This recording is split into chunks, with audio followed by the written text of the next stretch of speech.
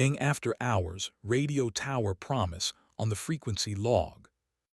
The radio tower keeps its own religion. By day it is a fenced-off fact in a field. After midnight it becomes a humming needle sewing strangers together and pretending that counts as mercy. I parked by the service gate with my phone face down in my left pocket, the pocket I use for things that are supposed to make it home, and walked the gravel road with the care of someone who understands both electricity and regret. The dish above me blinked red in a slow, patient Morse. Still here, still here, still here. Back home, Jamie had said, "Can we talk tomorrow?" in the voice that means please stay now. Our couch has more experience as a witness stand than as furniture. If we sit at opposite ends long enough, it swears us in. I left before we rehearsed statements we'd eat cold for breakfast. Halfway up the access road, my screen lit with a message from R. Read in my contacts, R in the way I label hazards to make them smaller. Shaq, just talk. He didn't add a map. He knows I'm good at finding rooms that shouldn't have me in them. By day, I fix other people's paragraphs for a public radio newsroom that still believes editing is a secular sacrament. By night, I try not to turn my own sentences into weapons. Jamie and I keep a code that works when we remember it. T means come here, you awake. Means I'm scared. Tomorrow means not yet, but don't go far. Reed drifted back into orbit 2 months ago when a storm took out half the grid, and he called the station to borrow an engineer with bolt cutters.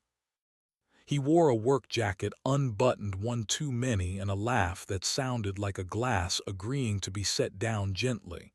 He keeps the tower honest. He didn't ask for anything. That was how I started bringing him everything. The transmitter shack is a rectangle of stubborn light in a field that doesn't care. Inside, the air smelled like solder, coffee that refuses to retire, and the ink of forms that don't mind being filled out at 3 in the morning. A frequency log lay open on a metal table as if words could domesticate static. Reed stood with his palms braced on the rack, sleeves pushed, collar unpunished. The soft hum coming off the equipment made his ribs a rumor. "You came," he said, "because grown men never tire of pretending arrival is a plot twist." "I came to return something," I said. "My gate key, your restraint." The corner of his mouth considered an audition for a smile. "Your name," I told him. "It's been on my mouth too long for its own health." He tore a fresh page from a duplicate pad, set it beside the log, and uncapped a pen that had opinions. "3 words," he said. "Why are you here?" "3 words is cruel," I said. "That's why they work." He turned the pen around and tapped the margin. "No speeches around transmitters, they steal." I wrote proud at breakfast. Beneath it, smaller like a fuse I might or might not light, touch before arguing. He read the ink as if it had temperature. He didn't touch me. His hand hovered a breath from my lapel, the distance a match keeps during training, and fell back to the rack like the tower had written policy. "Does he know?" Reed asked. He didn't need to weaponize the pronoun. "He knows the apartment is quiet," I said. He flicked a switch and the room shifted key, a choir of hardware agreeing to breathe differently. "Power's cleaner at night," he said. "Fewer lies on the line." "Don't make me love electricity," I said. "You already do," he said, "a kindness and a dare." Heat arrived before hands do when men are trying to be better than their appetites. He stepped into my weather and said, "Tell me no," with the earnestness of a person who has promised to believe the answer and hopes he won't have to. I didn't. I met him in the inch that rewrites evenings. His mouth tasted like mint and apology. When his hand found the back of my neck, his grip remembered humane limits. My body answered like a courtroom that wants the witness anyway. He made the sound men make when a small country surrenders and calls it diplomacy. I made the one I've learned not to hate when it belongs to him. We didn't rush. Rax punished speed with heat. His mouth found the hinge of my jaw, mine found the line behind his ear where regret loses vocabulary. His palm slid under my shirt and rested flat a second. "Do you swear?" Then moved with attention rather than appetite. He guided my hand down with the steadiness of someone who respects tools. I closed my fingers and he exhaled into my mouth a truth nobody paid to hear. He reached for me and I let him. We stayed quiet because machines prefer pros. The tower answered itself in red. "We already cheated," he said when breath remembered its job. "We cheated the first night we started telling each other the truth before we told it at home." "I know," I said, and a relay clicked like a gentle verdict. He folded my 3 words and slid the page into my left pocket with ceremonial slowness. His thumb traced my wrist once and decided not to stay. He stepped back the moral inch that passes inspection. "There's a motel off Route 5, he said, not triumphant. "Weather report, not prophecy. Refundable. We could stand at the window and not touch for 60 seconds to prove we remember ceremony. We could keep the do not disturb honest." "I'm tired of being clever," I said. "Clever's a carrier tone," he said. "Accurate is signal." He opened a drawer and took out a novelty magnet shaped like a tiny radio tower, ridiculous and perfect, and pressed it into my palm. "For your fridge," he said. "Cold helps letters behave." We stepped outside for a minute because men like us have to pretend to admire the sky before we admit what we want. The field had thawed just enough to make mud of regret. He pointed at the blinking red. "It's not warning planes," he said. "It's saying I'm here if you're paying attention." "I don't pay attention when I should," I said. "Neither do pilots," he said, and he didn't smile. The crosswalk at the highway gave me time. I took it. The apartment offered its square of kitchen light and the fridge's patient hum. Jamie sat on the floor with his back against the door, sleeves pushed to his elbows, one ankle crossed over the other, the posture manuals use when they draw people who haven't given up on mornings. He didn't ask where I'd been. He tilted his head toward the place beside him. I sat. "Do you want to be asked?" he said, voice steady, not performing mercy, offering it. "Please," I said, because prompts are scaffolding when your better self is late to its shift. "Are you lonely?" "Some nights," I said. "Not here. Not when you ask first. Not when the kettle outruns the reasons." I took his wrist and placed his hand on my forearm the way he does when he needs to confirm I'm not inventing weather. His thumb traced once and decided to believe me. "I feel useful," he said. "I want to be wanted before I'm useful." "Tonight's procedure," I said. "Touch first, argue second, report later." The kettle clicked like a relay you can trust. He poured water over mint. We named it dinner because names are cheaper than regret. I pinned the folded log page beneath the tower magnet so proud at breakfast faced the room. Jamie read the ink and his mouth did the smaller, braver thing. He pulled a dry erase marker from the cup by the fridge and wrote beneath the magnet, "Tomorrow, keep the torque." He didn't grin. He nodded like a man assembling a morning from honest screws. We made a rule that isn't noble.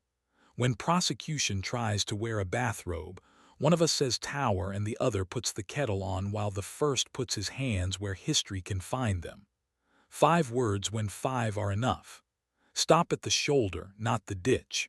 Try to want what we promised, and when we don't, write 3 words on small paper and tell the room where we'll fail differently tomorrow. Days do what days do when you're trying to be an amateur human with professional consistency. The page in my pocket learned the shape of my left hand. Paper learns its carriers. On the late bus, I drafted messages to no one that began "I didn't ask" because I thought that counted as kindness and ended "May your breakfast go right." I didn't send them. The not sending felt like a skill borrowed from antenna arrays. Patience is part of range. A week later, afternoon tried to be a test. A funder wanted impact without math. A storm wanted to audition again. I drove past the field and bought nothing. I left a bottle of water at the gate with a note, "For whoever is waiting for a sister." A raccoon looked at me like accountability and left.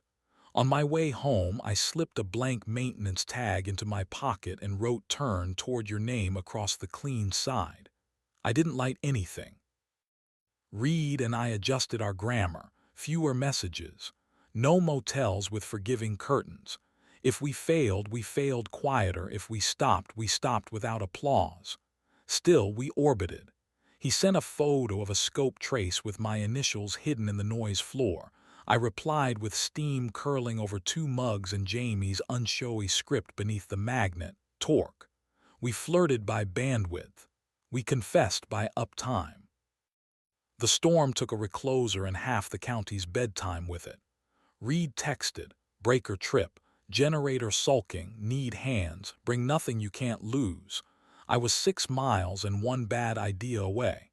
We wrestled the stubborn diesel into purpose. We babysat a tantruming inverter. We made a bargain with the wind we knew it wouldn't keep. When the tower blinked its patient red again, he sagged against the rack and then into me. He kissed me like a man trying to memorize a frequency he wasn't licensed for. My shoulder hit cold metal. His hand found my hip. Somewhere a fan insisted steadiness could be a song. We didn't rush. We mapped mercy with our mouths and rehearsal with our hands. His palm slid under my shirt and paused. "Do you swear?" Then moved only as far as the better version of me allowed. I bracketed him with a grip he could leave without proving anything. He reached for me and I let him. We stayed quiet because the generator deserved the courtesy of being the loudest thing in the room. "We're bad at quitting," he said into my jaw. "We're good at failing differently," I said into his throat. He laughed once, stubborn and small, then touched his forehead to mine like an apology made of voltage. "Text me a weather report in the morning," he said. "Tell me if the kettle beat the reasons." "It usually does," I said, "when we let it." Jamie met me at home with the posture of a question he had decided not to sharpen. He smelled like basil and a decision that would wait for me to be brave. "Hungry?" he asked, and it wasn't a trap. We ate toast like it had been newly invented. After, he wrote under the magnet, "Ask before leaving." I wrote, "Hold me first." We signed because sometimes paperwork keeps 2 men from becoming hatchets. On a Tuesday, unglorious enough to carry truth, I told him inventory. Reed's name, the rooms we used like excuses, the fence I kept bragging about by leaning on it. He didn't perform sainthood or schedule exile. He said, "Stay while you learn the thing you say you want to learn. But don't make me a tower you call only when the line breaks." Breakfast became a place with rules. No phones at the table. No rehearsed cruelty before coffee. No pretending tomorrow is a closet where tonight can hang unexamined. I turned the log page over and added 3 new words in morning handwriting that looked like it had slept. "Choose the hard." Jamie watched me write and didn't ask for a receipt. We shrank the orbit. Fewer gates. No rooms with doors that suggest absolution. Reed sent a photo of the tower against a better sky, caption "Stayed." I hearted it and didn't go. He hearted the heart and let it sit like a station no longer on the timetable.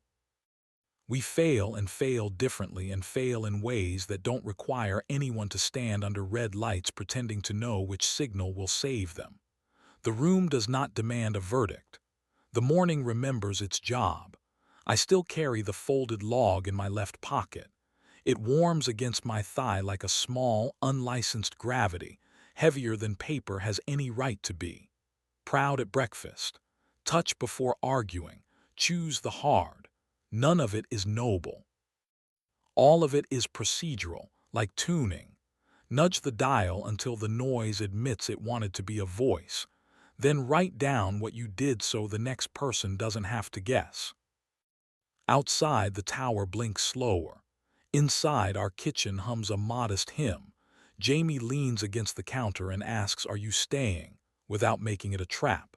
"I'm trying to want what I promised," I say. "Help me make more minutes where that's easy." He nods, writes on a clean index card, "Read me closely." I write beneath it, "Handle with care." We pin it under the tower magnet, ridiculous and effective, and let tomorrow mean only what we can carry without burning the fuse.